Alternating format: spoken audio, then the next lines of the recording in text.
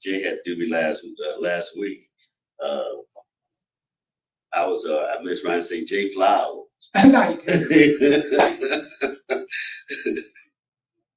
Jay Francis. Jay Francis. That's damn. Got better when I heard you saying it.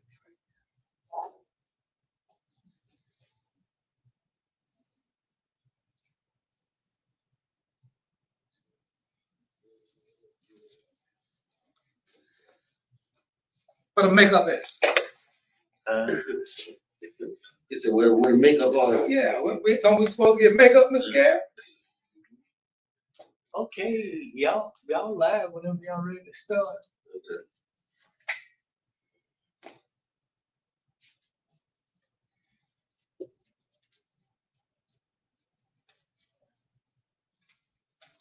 Is it good morning or good afternoon right now?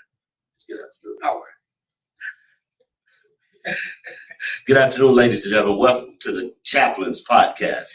Glad to have with me here today, Pastor of the Lakewood of Hope. Church of Hope. Church of Hope. Yeah. Lakewood Church of Hope. You remember and don't even know that. Dr. Gary Burch, glad to have you with us today, Yes, sir. and everything for the work you're doing. I call it grassroots that you're doing.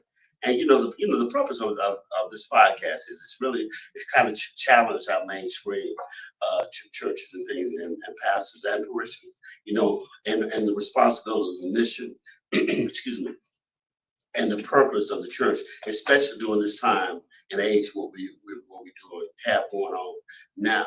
And I think on Sunday before last, you preached such a powerful message, and describing and detailing what the church used to be and what came out of the church. And I just, you did it so, so eloquently. I just wanted you to just kind of run that down again. And those are just talking points of things that we need to do. I want to say now, I'm not trying to be dismiss the church, but I am critical on what I think we should be doing at this time in our communities and how we should be utilizing our resources together, working together, having some collaboration with one another. We're not just an island to ourselves in this community. Amen. Well, I was talking about a couple Sundays ago, we were just in discussion of everything, but for the most part, I talked about how the church used to be the real hospital. So before it gave the hospitals over to the government and other entities, the church itself, that's why we have St. Mary's, St. John's, St. Luke's, and all the different hospitals that we have is because the church was the main entity in the hospital setting, but also in the penal setting, in the penitentiary. That's where the word came from. It was just the penance, when we used to use that to repent, back in the day. So the church actually not owned the prisons, but that is where people would go and they would be sentenced to a penance and sentenced to something. But that was all a part then of the church and helping men and women kind of get their lives together and things of that nature. So there's a lot of things that we, as the church community itself, kind of gave over to society, gave over to the government. And I think a lot of the reasons is because it became so heavy, so it started to feel like a burden to many of the churches, which, even Christ himself said that, give it to me and your burdens will be lighter. But I just think that, so many of those things that we gave over to the church, even like the quote unquote, the welfare, has been given over to the church. It says that we should be the ones to help the orphans and the widows, and least, the less, and the lost. Well, so at that time you said it was truly a correctional system. It was truly a correctional system, which is not nothing is being corrected in the sense of what's taking place. Well, I won't say nothing. They put our brother Spike out here and Sister Spike out here. I don't think they're ill-equipped to even come back into society unless they have done things, made some things on their own for, education and reading, so forth. But the other thing, I guess, I explained, you said that the hospitals, and they started in church. Yeah. I would like to touch on about the educational system. Okay. And that being really rooted, and I would Well, especially our HBCU. right. Historically black colleges and universities, many of them came from the church setting. You look at the Morehouse and all of the Miles colleges of the world and things of that nature. All of them came from the church. And many of them started in the church in some little small room with a couple of people, people here and there. But we knew at that time, especially as African Americans, black, colored, Negro, whatever we were called at the time, we knew that we couldn't go to predominantly white universities and get education. So we said, well, we'll educate our own.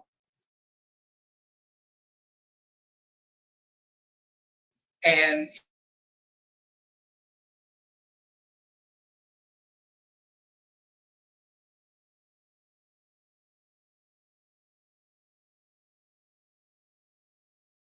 not all, but to some. Well, okay.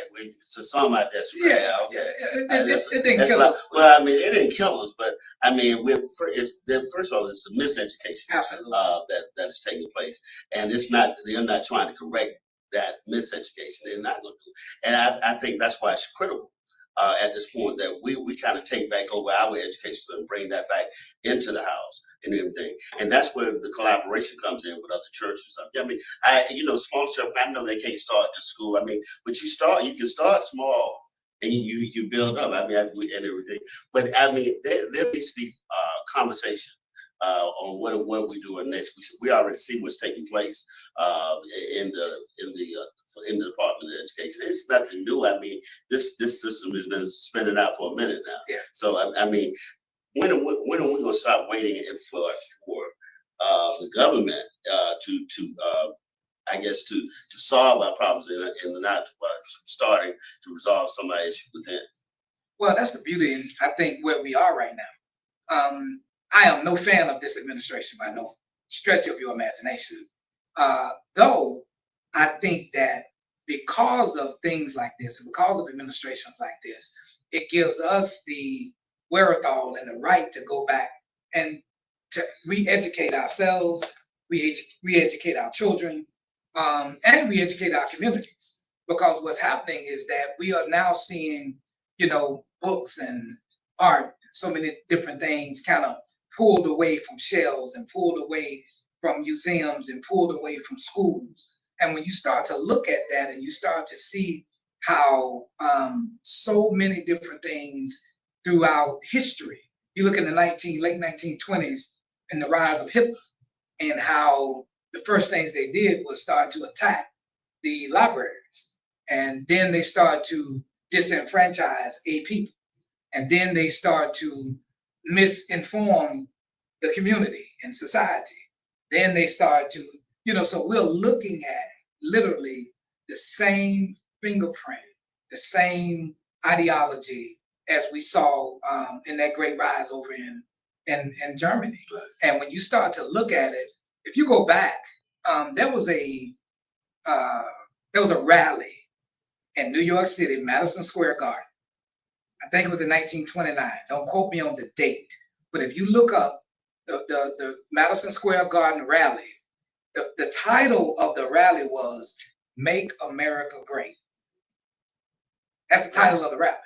It's in the late 1920s, early 30s, before the riot. It was during that time, but they sent 15,000 German people here to be a part of that rally. They sent them here before to be able to start that nationalized thing.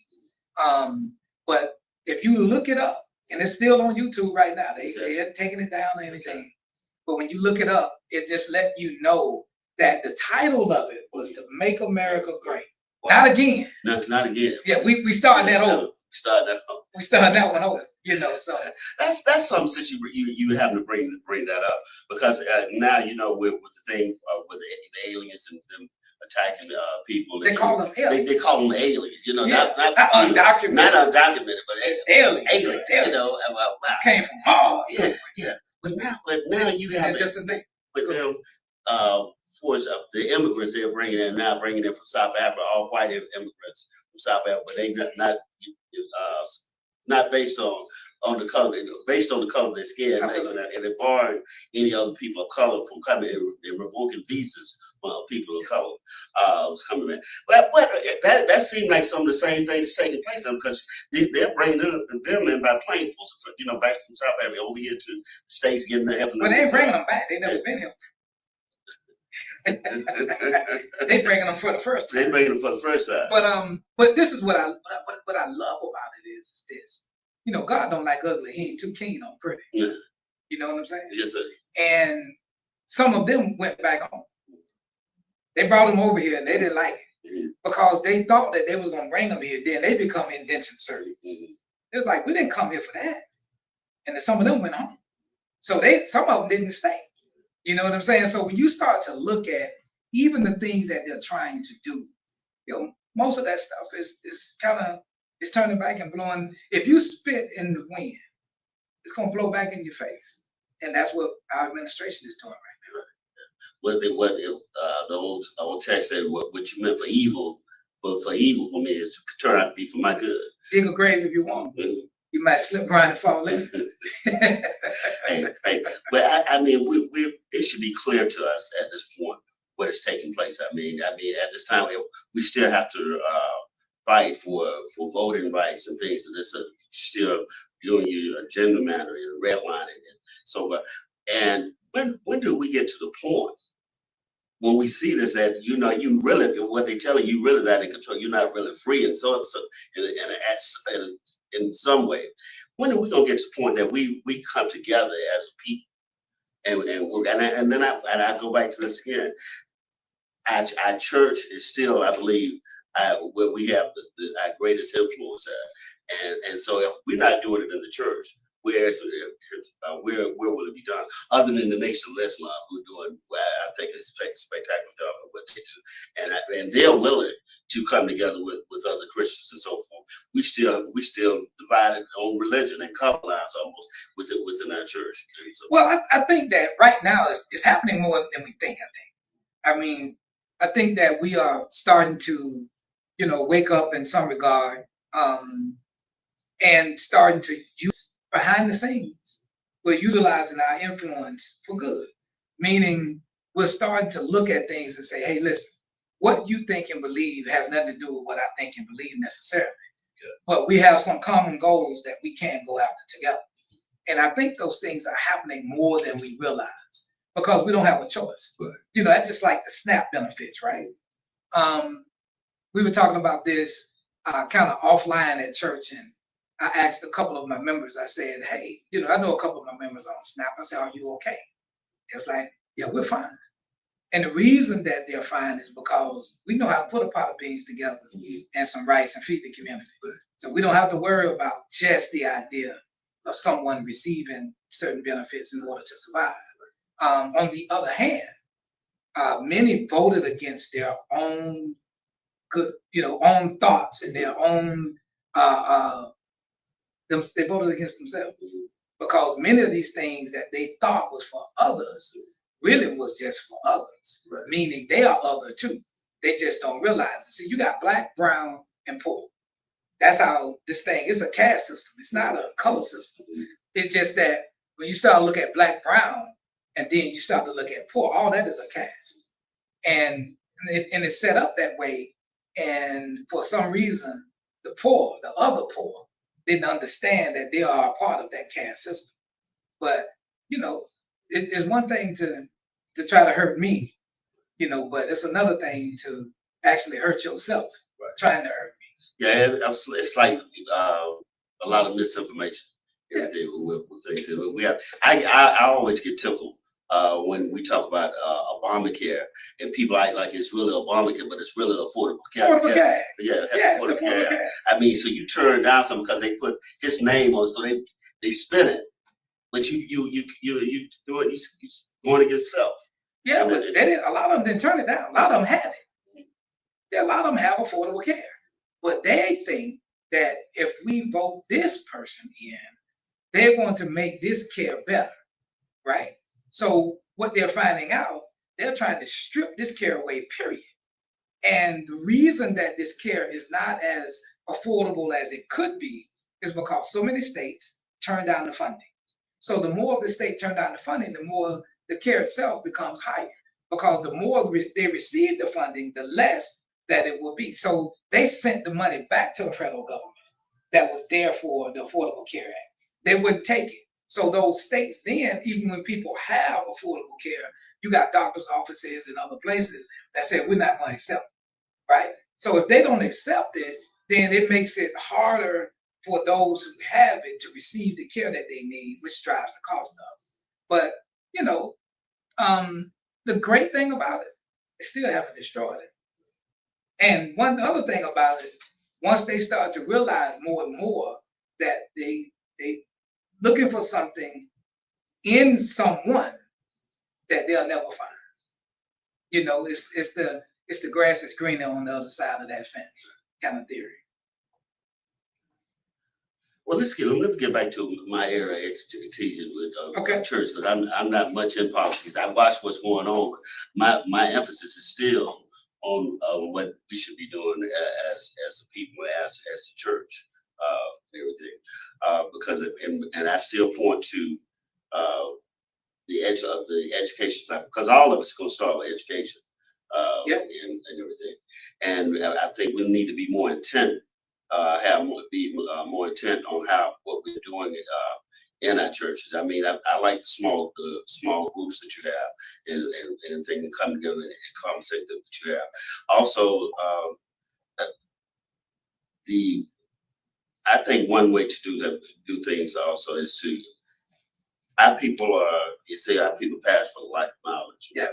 And and everything, but they pass from what they don't know and books they don't read, and so forth. And how we start to institute some type of book clubs in churches, just to get, just to bring conversation together. Yeah. Because we don't, everyone is not doing, and I don't see everyone doing some small things, some things that you're doing. Of course, the men's groups that you have, and the counseling groups that you have, Right. and so forth, and having things like that. I know everybody has something they're doing, but this education thing and what we're educating people on is important. And I mean, I think we need to have more than just Bible studies. Yes. Everything. And while I'm on it, I'm gonna let you speak on that, but then I'm gonna get to what you all are doing with the Justice Project. Okay. So when we do get together, we have men meeting. What we try to do is we try to see where we are, as men, and we try to figure out, how can we support one another in this, and not only the outside support, but the inside support. What do we need help with the most? And I think oftentimes we wouldn't say it in passing. We won't say it at church, but we will say it when there's a group of men together and they feel that this is a safe space and a safe place. And in that, we figure out that, we all kind of suffer with some of the same things. Yeah. And we figure out that we all, as we said, we all sick. Yeah. We just need to go to this hospital and get the best help we can. And oftentimes the church is that place, the church itself, and not the institution church itself, but the collective, the church community is that place. Speaking of the church, coming together with the church and what things they offer, I understood that y'all have a justice program that is a house right next door to part of your church. Yes. Can you elaborate on that? Well, a couple years ago, the Prison Fellowship had us, kind of on their books to do what's called administer justice.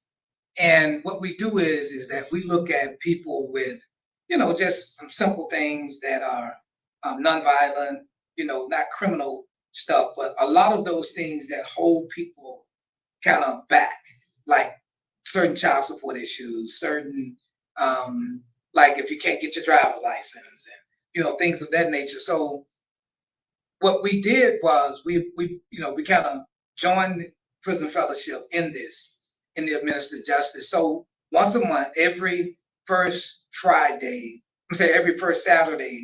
of the month, we are there, 1766 Lakewood Avenue, Atlanta, 30315. I'm sorry, I'm giving my zip code. Zip code, obviously. Yeah, but same address, 1766 Lakewood Avenue. But what we do is we look at how, for $30, how we can help you with some of those smaller issues that you may have, that some people don't have the money to go to a regular attorney, to sit down and to get, help with. Well, that's where administered justice comes in. And we've been able to help hundreds of families and individuals, with cases that otherwise they would not have been able to get the help with. Dr. Burks. Yes, sir. Could you just, kind of share? I don't want to put you on the spot. I kind of share your background. But one thing you've been doing ever since I've known you, you've been going into the prisons, yes, and so forth, and working with those. And you have a unique background yourself. I mean, and we used to say people a jack of all trades, a master of none, but you master something. I got a couple of masters. You got a couple of masters. I got a couple of masters. Yeah, you have a couple of masters. You're not just a jack of all trades, you mastering something, brother. And man, I appreciate what you're doing. I mean, and everything within the community. I'm hoping more can collaborate with you in what you're doing also. But did I have a question coming? No, I did ask, but just can you elaborate on just where I come from? Yeah. Okay. Yeah. So you want me to give a little bit of my background? Right. Story? Yeah. Oh, that's what you're talking about. Just say that. Yeah. Tell a joke of your story. Believe it or not, my doctorate degree is in storytelling, and what it is that how to facilitate stories inside of your own self, really, and how you do it in community. Because how we tell a story is how we see the story. Okay, so I'm a little small poor kid from a little place in Florida, Belglade, Florida. We call it the Muck. It's as dark as this background right here, the soil is. And growing up, I always, because I was the only child, the only grandchild, many people say I was spoiled. The reason I was spoiled because I had haircut and clothes. We didn't have no money. Right. But I was clean and I looked decent. So, they consider that being spoiled back then. And I guess if you want to say it, I guess I must have been. But anyway, long story short, I grew up, got an opportunity to play a little football in high school in that community, in which football in that community is like the NFL on Friday nights. Everybody loved their football in Belgrade. Well, I got a chance to go off to college, went to Alcorn State University, my first year out of high school, 1986, and Thanksgiving came. We're almost in the Thanksgiving season right now. Well, that week of Thanksgiving, I called my mom and I was excited because I had been there since June, late June, because that's when football practice started, at the end of June, and you going into the season. So I'm there before everybody come on campus. So we've been there a long time, feel like it. It's November now. It's time to go home for these, 4 or 5 days. And my mom said, I can't afford to send for you now and then turn around and send for you for Christmas. I'm like, what do you mean? That was the first time I had ever been away from home that long. Long story short, we stayed up there, had to go to Hattiesburg, Mississippi with a young lady and her family named Sybil Arrington. I don't know what Sybil is right now, but I heard she was on television back in Mississippi somewhere. But we went home for Thanksgiving with them, my friends and I. It was 3 of us there, 4 of us actually. And I realized that I was poor. I never knew I was poor. I knew I wasn't rich, but I didn't realize I was poor. Not just poor, I was poor. And so I transferred from there, went to Jacksonville State University. I got kicked out of Jacksonville State University for starting a fight, a race riot. I didn't start it, I just helped with it. So I slipped over that one. I'm part of it now. And then because at that time, that was the first time I really found out who Minister Farrakhan was. was a brother named Aaron that was from Chicago. He was the RA in my dorm. And we had these cassette tapes. And I would hear him listen to these cassette tapes. And this, whoever it was on the other end of it was a great orator. And I just loved what he was, kind of talking about. So I kind of didn't become a part of the nation, but I was definitely influenced by it. Well, ended up being kicked out of Jacksonville, went home for a little bit, and went back off to school to Miles College over in Birmingham, Alabama, another historical Black college and university, same as Alcorn. And when I got there, I made a decision. I said, either I'm going to stay here and graduate from school, or I'm done with school. So I did. I graduated in 94. But during that time, I started selling drugs because I was the poor kid. And I said, I need to figure this thing out. And I looked at, economics, supply and demand. When the supply is low and the demand is high, the prices go up. So I said, shoot, I'm going to use my economic curve. Start going back and forth to Florida, doing a little small time hustling. Really, the first time I really did something, I made about 10 grand. So, for a poor kid, that's hard to stop.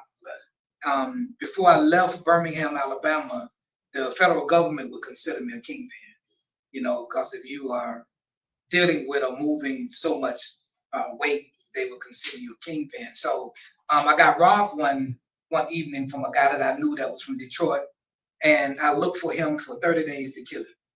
And that's what got me to Atlanta, Georgia, because I said, I remembered a prayer after, that searching for him. And I prayed, I said, God, if I ever get consumed with killing a man, just take me out of the streets. And that was my prayer. And whatever reason, that prayer came right back to me after about 25, 30 days of looking for this gentleman. Well, I went home, told my wife, my girls, hey, listen, get ready to move to Atlanta, figure it out, and then you guys can come later. So I moved here in 1998, 97, and my wife and kids came in 1998. Been here ever since, of course. Well, along that journey, after being here almost 3 years, I got picked up and found out that the U.S. Marshals had a hold for my arrest. So I ended up going away doing some federal time right here in Atlanta, right at, the federal camp, right next to the big house here in Atlanta, the federal pen. And, my wife don't like to hear me say this, but I say it was really for research as much as it was to, to sentence me, to have me to look at what I've done and all of that. But I had already, kind of corrected that on my own, really. Time had corrected that for me. But I went, I did my time, came home in 2001, 2007. I was getting ready to move back to Florida to start a ministry there for young men. And God said, nah, not yet. And then I went to seminary school at McAfee School of Theology in 2008. Ended up getting a full scholarship. Our good partner, Reverend Sean Smith, would say that I stole, 2 degrees from Mercer University. Mercer University. No, not just anywhere. Mercer University. Yeah, so I got my master's and my doctorate from Mercer University. So that's where your passion have come from for his prison ministry. Yes, sir. I mean, I never heard the full story. I know it. That's why I had to tell you.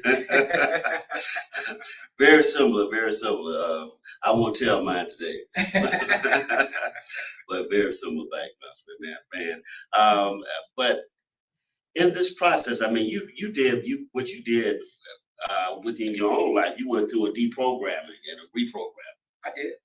And everything, and that's what we have to do. What we have to do with our men and women. I think, and I think sometimes and this is my critique. I mean, I know I get pushback from my brother and everything, but I think the church, how we kind of hold them handicapped at times on how on dependence, and like as though they give their power away and understand you have the power within and everything. I don't think we hear enough talk and enough influence on that, the power that we have, and not only within ourselves as individuals, but the power we have also in our unification when we do it. And we know it's that we're not, and I know it's happening. There are different bodies or movements of work that are out there. It's not huge. It's not huge. Yeah. It's not huge. It's not like it's happening everywhere all the time. Right. I think in pockets, it's happening. I think in this administration, it's gonna happen a lot more because we're not gonna have a choice. I think that time and circumstances is forcing this upon us. So it's not one of those things where, because egos are so big in church. It's almost like I remember I had a record label called Sign of the Times Entertainment in Birmingham, Alabama. Ain't that something? Yes, sir. Yes, sir. I was trying to get out the streets. Okay. Sign of the Times Entertainment. Look it up, Gary Burke over in Birmingham. Man, I went all over. I seen, Jay Prince, Lil J, Tony Draper. I met a lot of these guys along the way. You know what I'm saying? Master P, I met them in Houston. Master P, of course, from New Orleans. But I met a lot of them in Houston. And because during that time, I had a good friend of mine. I call him, let's see. But anyway, I'll think of his name in a second. But Greg Street and a lot of the personalities around hip hop and everything else, I got a chance to meet them. Lonnie Mac got a chance to meet them through Lonnie Mac. He was one of Ghetto Boy's first DJ, whatever. Okay. And Lonnie Mac was in the radio, did all kind of stuff. Well, in meeting people, I started realizing it's big egos, right? And most people want you to do like you need to put in the work before you can become a part of this exclusive club. And it's the same thing with preachers. It's like you got to put in the work before you become a part of this exclusive club. And don't nobody want to give up their not give it up, but nobody want to lend their power to anyone else. And oftentimes they think that they'll be all powerful and not realizing that God is still in control. Everyone that is good at what they do has to have some ego, but I'm not egotistical at all. I believe that God has created all of us to do a job. And if you do your job, I do my job, then our job gets done. And so often you get people that don't want to allow others to have any kind of platform necessarily. So that's the hard part. That's the hard part in collaborating. But you mentioned the minister and everything, and most black preachers scared to mention his name. Man, I love it. Yeah, I love to this day. To this day, yeah. Yeah. I started. Now I don't think. Now I'm gonna tell you what's funny. So the only reason that I did not become a part of the nation, I knew some beautiful white brothers and sisters that had in my life that had actually leaned in and helped me. I was just sure I love you for who you are, and I want to help you. And I just couldn't hate all white people. Right. You know what I'm saying? Now I saw the damage that a lot of white brothers and sisters had put upon us, but I just couldn't quite lean into that. But yet and still, that didn't mean that everything that the minister was saying was way out there. No. Because now you look at it and his brilliance is even more brilliant. The more we see administrations like this come and form and become what they've become, it's just let you know that he's still a genius. Right. He's still a genius, even at his age. Right. Minister, I started listening to the minister in the mid-'80s, everything, and I've always followed. I never came part. I go to the mosque. I would go to the mosque after I leave church. Yeah. And go over to the mosque on MLK when I was living here, going to seminary. And funny, when I was in Chicago, I never made it to the mosque. Never made it. I was in the military there. Oh yeah. So I bet that. You have no trouble anyway. Yeah, I have no trouble. You have no trouble. You don't need that trouble. I need that trouble. But I mean, I've always followed the minister. If I catch him, I always was able to catch him in different spots, and just it's something to be able to just sit someone and somebody can hold your attention the entire 3 hours, and you not move. And you're not moving. And he's not reading off anything. No. Yeah, it's not scripted. No, it's no. Yeah, I mean, brilliant. That's why I say brilliance, man. Yeah. It's amazing. You saw, and there's very few people that I've met that I can honestly say that is as brilliant as the minister. For someone who I think someone needs to be studied, because when I've listened to some preachers, and they as though they're bringing new information, and they're not bringing it in. And what they're doing is trying to retail and a store, correct a store that's been told wrong, and still trying to spit it out. But I mean, sometimes you have to go to the root. But you were saying, what you were speaking about egos, and one of the things that I like about how the the nation is set up is that everybody is a student minister. Yeah. Yeah.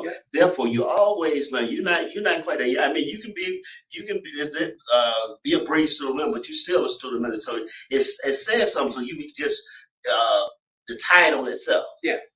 It says student. She was a student member. So you're always a student, regardless where you are in that structure. You're a student minister. That's right. And everything, but they have their rankings and so forth.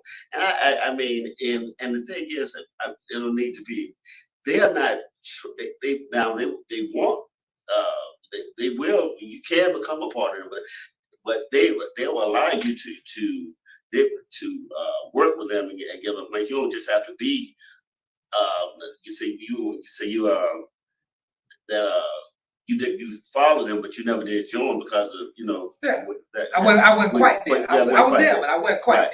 And I never joined. I never joined, but I always, like I said, I always been a part. I always said I have the booster tapes, the CDs, and so forth. And I mean, it's just something to go back and study those different things that they put out. And they have a number of books out now. This book I have sitting here. I think for even what's going on, how white folks got so rich. It's an untold story about American white supremacy. They had a 400-year head start. Yeah, and so this book is an easy read. And everything. And I happened to be listening to 19 Keys right before I came, and he was with the black farmer John Board. And everything. I think he has land up around Virginia where he's been farming. He told the history and the backdrop of, how he had to go about his land and how, the government, buy out farmers and died farmers, and they explain, also about the lack of financing for black farmers, even Right. and everything, and how that struggle has been. They're still doing the same thing in the process. In part of reason, they're still doing the same thing for its land and trying to tax people out of the land, and and finagle people out of the land. And we're still at a land crunch, I think, for us. And we're not. And that's the other thing for us. We have some organizations. Like when I say an organization, I'm talking about affiliations with churches where we have land, and instead of holding on to land, we're looking at selling land. And in that vein, do you think that we're at a place that we need to be selling off land now, of any sort? Well, the one thing we know for sure is they can't make any more. That's right. You can't make no land. I mean, unless you go over to Dubai and they bring it out in the ocean, and put that sand on top of sand on top of sand, and bring a city or a country out of it. But the reality of it is no, I don't believe in necessarily selling the land. Unfortunately, we've had a lot of it taken from us too. Eminent domain, so many different things have allowed people to take our land.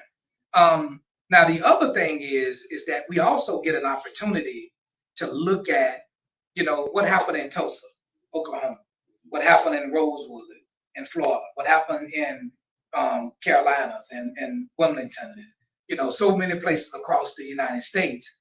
When we see that, we start to know that there's a reason why that head start is where it is. But when you start to think about land itself and you start to think about the importance of it, I think that, let's go back a little. So all the richest people all over the world have one thing in common, only one. And what you think that is? Richest people all over the world have only one thing in common. What is that? Real estate. Real estate. They got one thing in common. Mhm. They come from different backgrounds. They got all kind of different, ways that they receive their funding and everything else. But they got one thing in common, and that's real estate. So that lets you know how important it is. The richest people all over the world got only one thing in common, and that is real estate. And how important is it? Now I think we're coming full circle. I mean, and the time is running short. We're coming full circle because that's very important in what's taking place. Now, I think our convention is meeting. The state convention is here this week, so I think one of the big class say that. And I wonder where conversations are at these conventions. But you're gonna have to go. See, I've never been invited. Okay. You know, I'm an outcast. Now, I ain't invited to, you know, I couldn't even come on a show like yours if I was part of a convention. You know, they want to kick you out of the convention if you come on this. Yes, you know, the chaplain podcast. Because it goes back my question. You know, what are we doing? We're speaking. One of the reasons I want you to speak to the things what used to be in the church and came out of the church is because I think this is a prime time we need to start trying to bring those things back to the church. What grocery stores do we have? No. What schools do we have? We still I mean, from elementary on to school. What you know, the crazy part is now we in Atlanta, so we're in the other chocolate city besides DC. You know, so when you start to look at, there are institutions here that are doing marvelous jobs, but they're not multiplied in other places. So, you know, you look at what's happening here in Atlanta, and I can honestly say I can take you a lot of different places where, you know, we're educating our young people, letting them know about our history, letting them know how brilliant we are, you know, just the teaching and everything else. But that's not, you don't get it here. You don't get it in Birmingham, and you don't get it in Miami, and you don't get it in Jacksonville, you don't get it in, you know, Raleigh. So you can't get it multiplied the way that we need it to be. But yet it's still happening. I think that we need to, you know, I think it needs to be a grassroots movement to start to educate us again on who we are, where we come from, how we got here, who we became while we're here. We still got to look at that transatlantic slave trade brought over here on ships, bows of ships, and we still made it. Couldn't stamp us out, even in the bowels of ships. No food, really, no anything, only voices and hearts, souls, you know, that came across that and became a part of what we call the diaspora. But I think that more than we realize, I think if we continue to talk about it, I think there's a multiplication happening that even that we may not be able to see, but God is in control of this.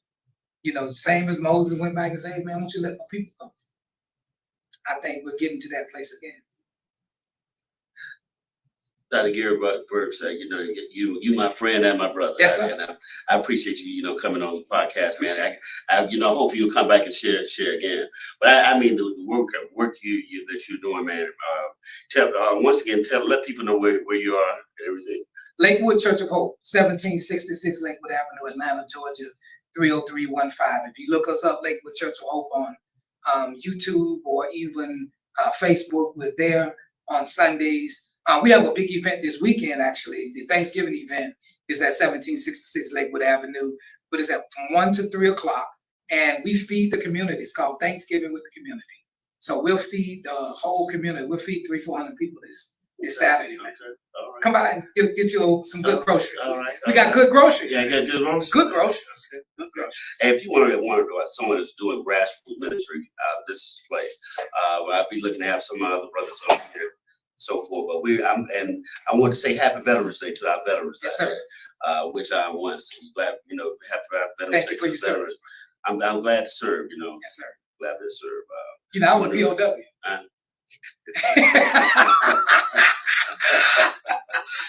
You're not gonna explain that one on the show. It's quick. Ronald Reagan said there was a war on drugs, and I got locked up because of it. So I was a prisoner of war. All right. That's it. Thank you, ladies and gentlemen. Welcome to the Chaplain's Podcast. Thank you for listening in. Thank you for having me.